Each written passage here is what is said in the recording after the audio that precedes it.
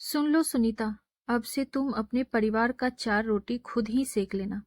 सब्जी और दाल मैं बना दिया करूंगी और सास ससुर का खाना का जिम्मा भी मेरा ही है, क्योंकि मैं इनकी बड़ी बहू हूँ।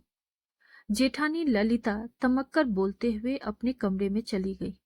मायूस सुनीता हतप्रभ है कि आज भाभी को क्या हो गया है। रसोई घर में हाथ बटाने के अतिरिक्त कपड़ा लत्ता भी सरियाती थी। ऑफिस से आने के पश्चात सब्जी लेती आती ताकि जेठ जी ससुर जी का भार हल्का हो सके। हो सकता है भाभी का मूड ऑफ हो, शायद भैया से कहा सुनी हो गई हो, लेकिन यह सिलसिला 10 दिनों तक चलता रहा। अपना और पति राघव के लंच के लिए रोटी पराठा बनाना पड़ता, जिससे ऑफिस 15 मिनट देर से पहुंचती। तिस बॉस की चिल्पो झेलो। एक दिन झल्लाहट और उकताहट से भरी सुनीता पति राघव पर चिल्ला पड़ी। देखो ना, भाभी को क्या हो गया है। किचन में दाल सब्जी बनाकर रख देती है, केवल हम चारों के लिए रोटी नहीं बनाती। कहती है तुम बना लो, और तो और मुझसे ढंग से बात भी नहीं करती। पता नहीं किस बात का खुन्नस पाली हुई रहती है। जैसे वो इस घर की बहू है, वैसे ही मैं भी हूँ। तो क्या वो हम पर रोब झाड़ेंगी? हद है, हद है। क्या मैं उनके जैसा घर खाली बैठती हूँ? 4 पैसे कमाने जाती हूँ, रोज सब्जी भाजी ले आती हूँ। अब बताओ क्या रंज है उनको। देखो सुनीता, इस बारे में तुम सीधे सीधे बड़ी भाभी से बात कर लो। राघव पल्ला झाड़ता हुआ कमरे से निकल गया। हे भगवान, ये भी मेरी नहीं सुनते। लगता है सास से बात करनी पड़ेगी। माँ, कैसी हैं आप? सुनीता को अपने कमरे में देख सास की आंखें आश्चर्य मिश्रित हो उठी कि आज सूरज पूरब से न निकल पश्चिम से तो नहीं निकला।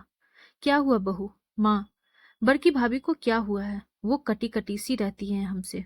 वो तो तुम खुद समझदार हो, लेकिन तुमको लगता है कि ललिता तुम्हारी उपेक्षा कर रही है या अवहेलना। तो छोटी बहू, इतना समझ लो कि तुमसे कहीं न कहीं चूक हो गई होगी। भले ही तुम कमाऊ हो, लेकिन वो भी घर परिवार को बखूबी 15 साल से संभाल रही है।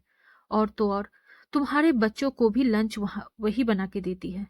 दोपहर को भी उनको खाना खिलाती है। शाम को जब तुम आती हो तो सब्जी भले ही लेती आती हो, लेकिन उसे धो काट कर देना भी तो बनता है। अपने लिए चाय बनाकर अपने कमरे में आराम करने जो जाती हो, उसके बाद सीधे 9 बजे खाने के समय निकलती हो। बना बनाया खाना परोस कर देना मदद नहीं कहलाता, बल्कि असल मेहनत है सब्जी काटना और आटा गूंदना। थोड़ा बहुत आराम के बाद रोटी बेलने में तो बड़की को मदद दे सकती हो ना, लेकिन नहीं। सास के कहे गए एक एक बात से सुनीता सहमत हो गई। यदि वो कमाती है तो इसका मतलब ये नहीं भाभी घर में आराम फरमा रही है। वो भी दिन भर चूल्हा चौका संभालती है। कम से कम सब्जी दाल तो बनाती थी, गनीमत है। और घरों में जेठानी देवरानी का हार का झगड़ा बहुत बदनाम है। यदि इज्जत पाना है तो इज्जत देना ही होगा। दूसरे दिन से सुनीता किचन में नाश्ता में पोहा खुद बनाती है, सबको चाय नाश्ता परोसती है और भाभी को जबरन खिलाती है। ललिता भी अचरज में है, लेकिन हर्षित भी है कि देवरानी को अकल आ गई। सब्जी काट कर रखने के बाद दाल गैस पर चढ़ा देती है और आटा भी गूंथ देती है। इस तरह से हेल्प कर सुनीता ऑफिस चली जाती है। ललिता भी खुश है कि चलो देवरानी को सद्बुद्धि जग गई।